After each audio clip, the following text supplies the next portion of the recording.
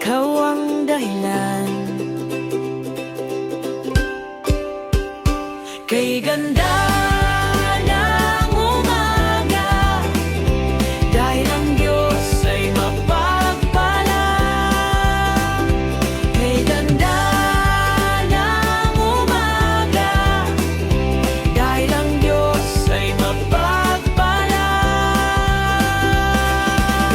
Ang Diyos ay mapagpala, ang Diyos ay mapagpala.